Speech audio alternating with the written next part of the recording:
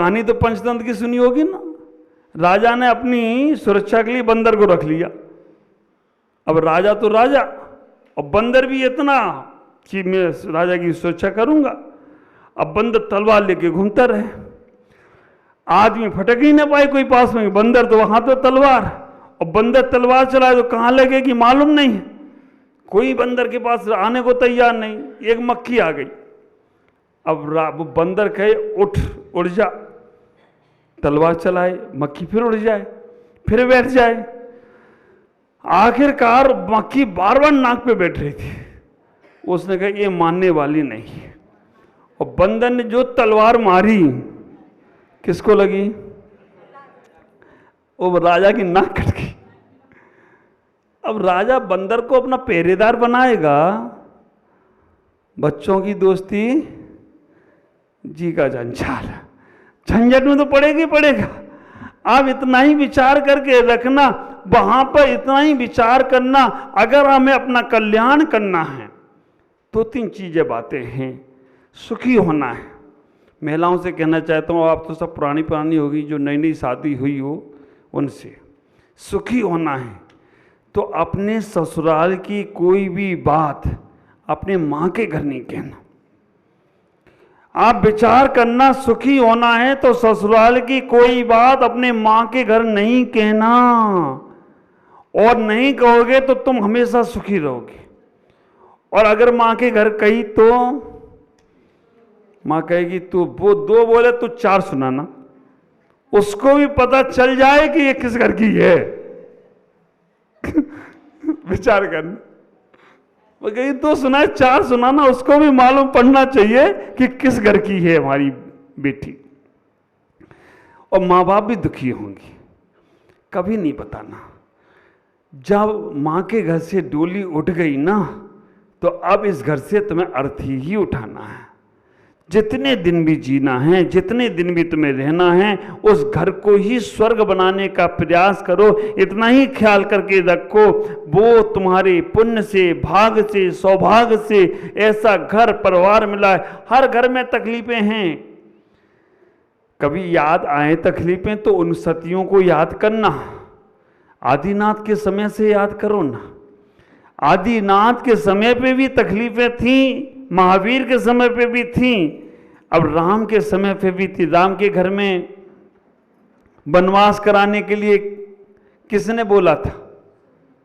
हाँ, केकई। और केकई का अर्थ मालूम? कहे कई, करे कई, उसका नाम कहे कई, करे कई, उसका नाम केकई। जो कहती को छोड़, करती को छोड़, वो केकई है। मंथरा समझते हो? मंथरा, जिसके दिमाग में भरे पथरा, उसका नाम सीधी। वो खुद ही कह रही मेरे दिमाग में पथरा भरे, और दासी होकर उसने राजा को, रानी को हिला दिया। अब रानी केकई की मथुरा जैसी दासी होगी। ख्याल करना, जब भी सलाह मशवरा करो तो अपने से नीचे वाले से नहीं करना, नीचे वाला नीचे ही गिराएगा। जब भी सलाह लेना है तो अपने से ऊपर वाले से लेना। ये रामायण बता रही है, ये रामायण के अंदर शिक्षा मिल रही है।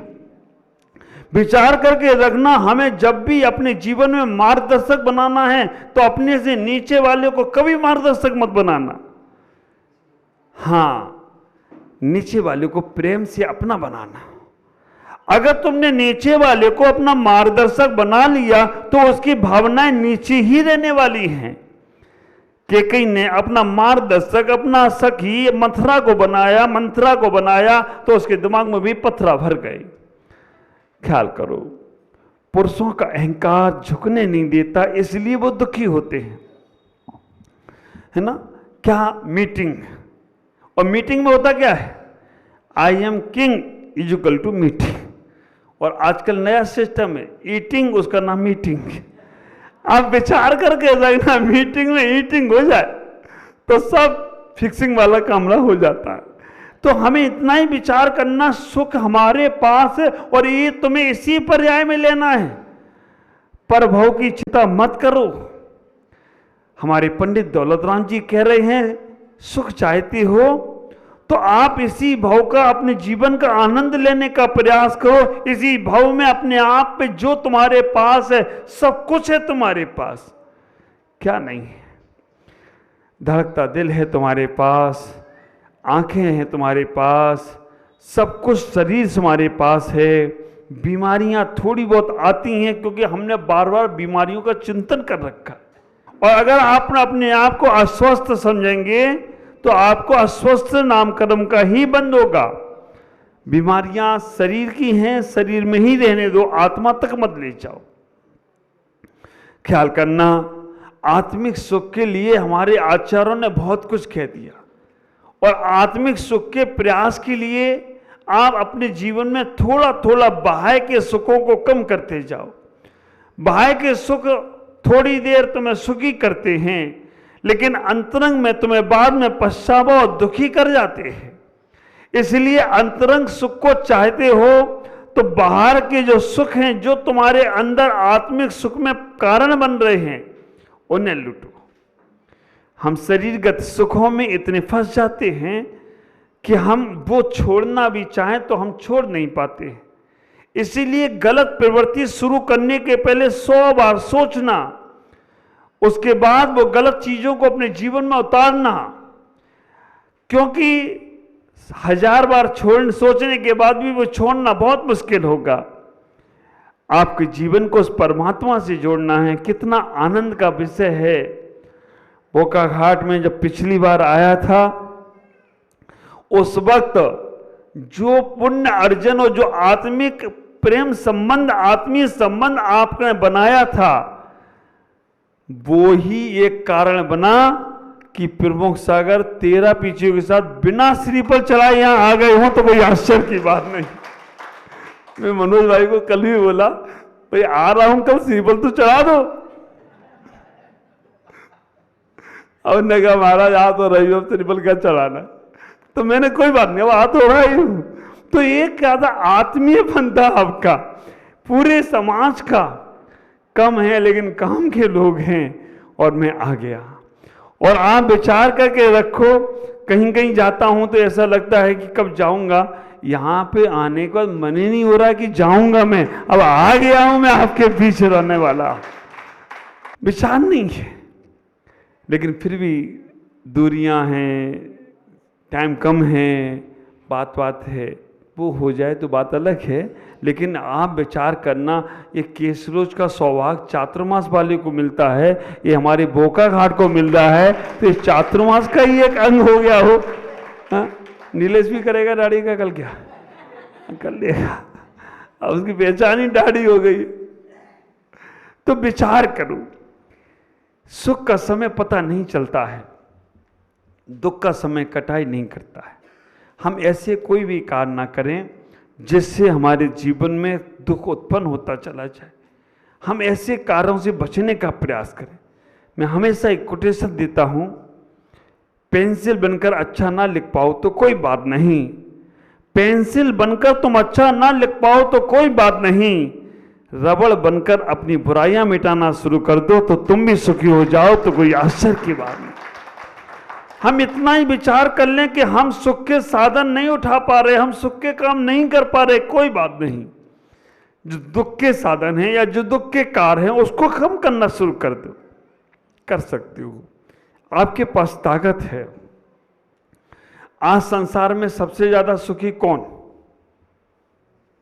चाणक्य ने तो कहा है 2 ही सुखी। चाणक्य ने कहा 2 ही सुखी, एक ज्ञानी और एक पागल। अब आप बताओ, आप ज्ञानी हो या पागल? हाँ, ज्ञानी होते तो मेरी लाइन में आ जाते, और पागल होते तो रांची या आगरा पहुंचाना पड़ता। ना आप पूरे ज्ञानी हो पा रहे हो और ना आप पूरे पागल हो पा रहे हो, इसलिए संसार में पड़े हुए हो। पूरे ज्ञानी हो जाते ना तो कोई दुखी कर नहीं सकता था, और अगर पूरे पागल हो जाते ना तो भी दुखी नहीं कर सकता था। बने रहो पगला, काम करे अगला, दुखी नहीं है। लेकिन आप थोड़े ज्ञानी बनते हो और फिर थोड़े पागल हो जाते हो तो दुखी हो जाते हो। लेकिन आज अगर हम वर्तमान में देखें, सबसे ज्यादा सुखी कौन? तो जिसके पास मोबाइल है। और सबसे ज्यादा दुखी कौन? जिसका मोबाइल छीन लिया गया है। अब विचार कर, सबसे सुखी। जब मोबाइल की चर्चा में इतना सुख है, मोबाइल में कितना सुख होगा?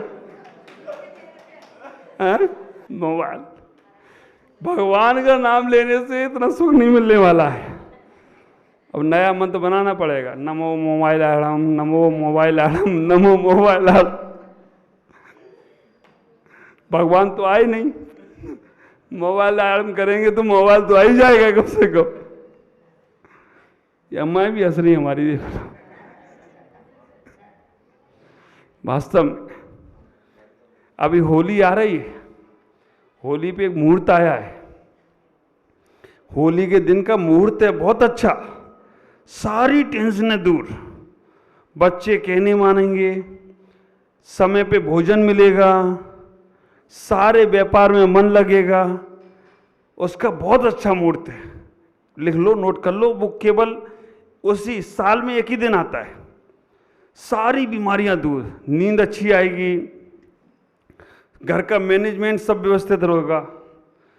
होली का मुहूर्त वो ये है कि जैसी होली दहन हो, पूरे परिवार के साथ एक साथ जाना और सब एक साथ उस होली दहन में अपना अपना मोबाइल चढ़ाया आना, सब सुखी, सारी बीमारियां खत्म, सारे टेंशन दूर हो जाएंगे। तब विचार करो, यही तो बताया था मैंने, इससे अच्छा मुहूर्त नहीं हो सकता। मैंने पिछली बार धुलियान में बताया था, फिर तीसरी बार हमने बगईगांव में बताया, और अभी अगली बार कहाँ पे होली होगी तो मालूम नहीं है। ये होली भी गजब है, अब जहाँ होगी होगी। लेकिन आपसे कहना चाहता हूँ, आप अपने जीवन का, अपने आप का लाभ लो, दूसरों के चक्कर में अपने सुख को मत खो।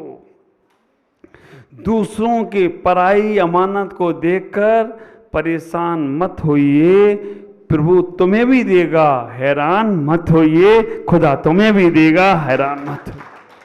हम दूसरों को देख देख कर इतने दुखी होते हैं, ये और मिलता कुछ है नहीं, और सामने वाला भी जला जला के मजा लेता है ना। सामने वाला भी कहता हाँ अब मेरा बिल्कुल टेंशन फिट हो रहा है इनके अंदर, और वो भी जला जला कर आनंद लेता है। विचार करो, हमें अपने आप का सुख लेना है, अपने सुख को जीवन जीने को प्रयास करना है, तो उस भौतिक सुख से बचो, शारीरिक सुख से बचो, मानसिक सुख से बचो, आत्मिक सुख में जाओ।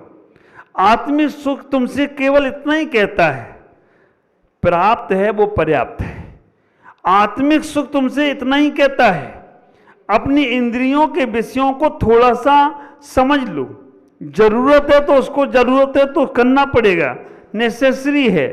लेकिन फालतू की चीजें ख्याल करना, जब खेती बाड़ी करते हैं ना, तो फालतू के कंकड़ पत्थर हटाना पड़ते हैं।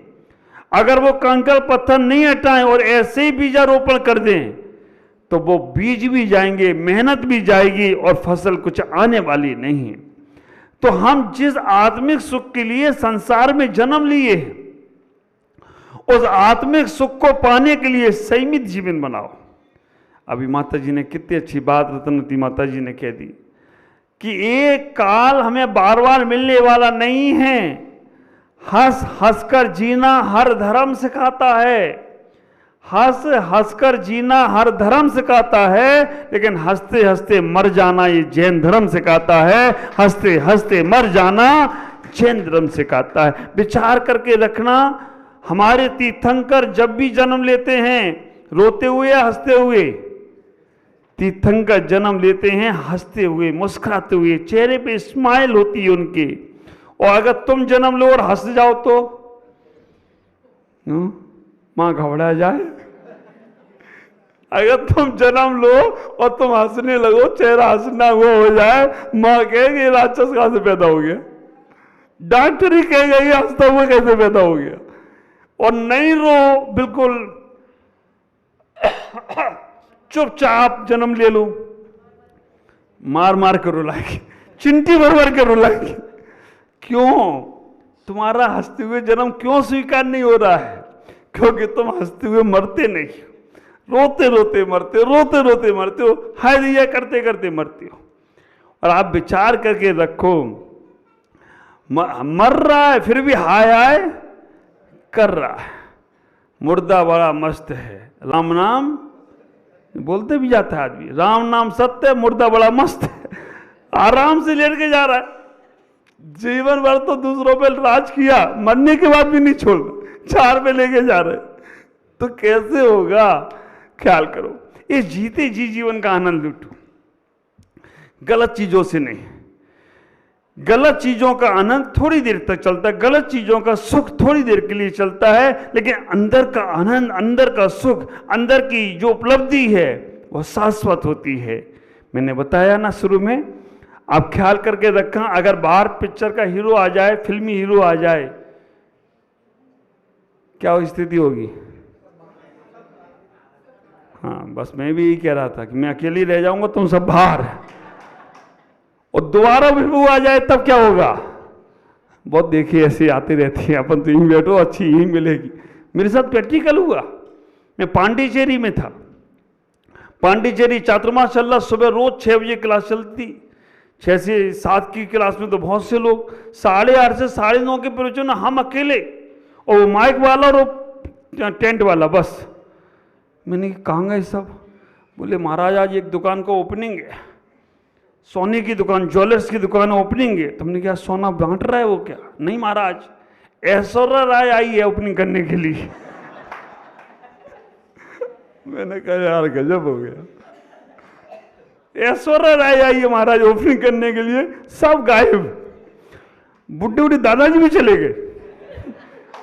हमने कहा यार इनका क्या मतलब? ओके महाराज जीवन में देख नहीं पाए, आखिरी में तो देख ही ले, जन्म में जीवन जवानी में नहीं देखा, बुढ़ापे में तो देखे हैं कम से कम, कहाँ मिलने वाली दोबारा देखने को? ख्याल करो, ये सब सांसारिक सुख है, लेकिन एक बार भी अंदर का सुख। आज किसी ने मुझसे पूछा था कि महाराज मैं ध्यान की गहराई में कैसे हो? एक बार आप बैठो, मौका मिला तो एक आध दिन देखूंगा, आप आंख बंद करके बैठ जाओ भगवान जैसे, और बैठने के बाद बस निर्विकल्प अवस्था, कुछ नहीं। श्वास का संबंध तुम्हारा अपना संबंध होना चाहिए। श्वास है और तुम हो, श्वास और तुम हो, सोहम सोहम सोहम सोहम करते करते अहम हटाएगा, अहम खत्म कर दो। पहले तो हम श्वास के माध्यम से सो हम सिद्धो हम, हमारी पुस्तक है सिद्धा ध्यान। सिद्धा ध्यान में मैंने 20 तरह के ध्यान दिए हैं। सिद्धो हम, अहम खत्म करो, सिद्धो सो सो सो सो में से फिर आ खत्म करो, सा सा सा में से भी हा खत्म करो, सा में से भी आ खत्म कर दो, हा हा, और हा और हवा और तुम में और कोई अंतर नहीं। जैसे ही कहीं दुख की बात आती है तो आदमी वो जगह छोड़ देता है, और सुख की बात आती है तो आदमी अंदर में चला जाता है। ओम नमः जय गुरुदेव।